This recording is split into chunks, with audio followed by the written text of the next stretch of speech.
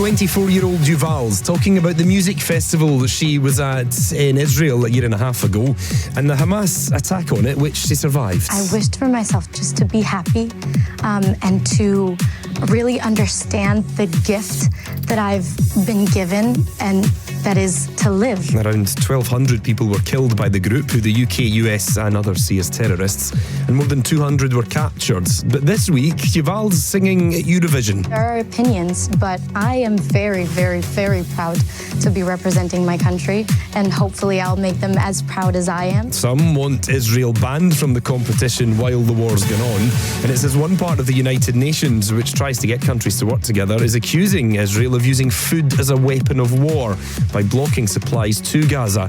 Palestinian officials say more than 50,000 people have been killed there since.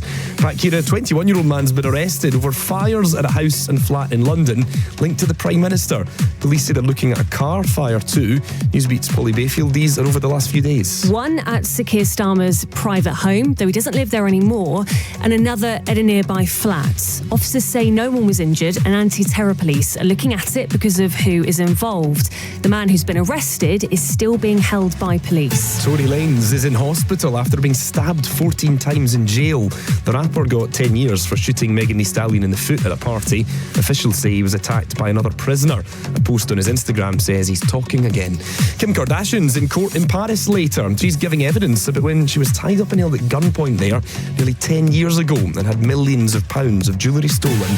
Politicians in Scotland are getting ready to vote on a law that would allow people who are terminally ill to end their life. If most of them support it, the plans will still be looked at more in Parliament. It's after similar ones passed their first vote for England and Wales back in November. We had the sunniest April on records. Now we're told it meant we spent more in the shops. Sales were 7% higher than the same time last year. On to football. Now one match from promotion for Chris Wilder's men. We've got an opportunity of going to Wembley and getting back into the Premier League, which is huge for everybody. And the Sheffield United boss, after they saw off Bristol City in the Championship playoff semis, 6-0 overall that finished. They'll take on Sunderland or Frank Lampard's Coventry. They had a goal down before the second leg of that one. There are some things that we can definitely do better to try and affect them more. And also, we don't know how the game will look. We don't know that they'll come play at home as they played away. So it could look completely different. So we have to be ready for lots of different things. In tennis, Andy Murray won't be coaching Novak Djokovic anymore. The pair have been working together for 6 months and say they both enjoyed it, but that's that. And Bad Bunny, Timothée Chalamet and Kylie Jenner were all at the crowds at the basketball as the New York Knicks beat the Celtics in the NBA playoffs. Still quite a few matches to go in those though. This is Newsbeat. More for you soon. The time right now is 10:33. Still to come, some Zara Larsson and Arctic Monkeys, but it's Newsbeat now with Govinda Gill. Killers may face longer in prison under a new law. Newsbeat.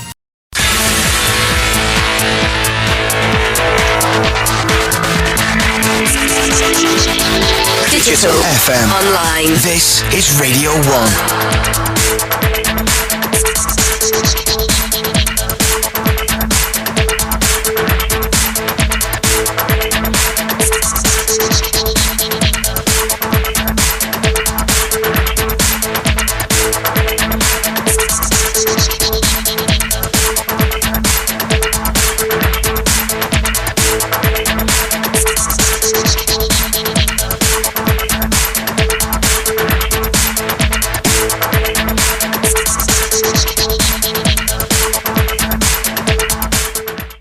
Radio 1.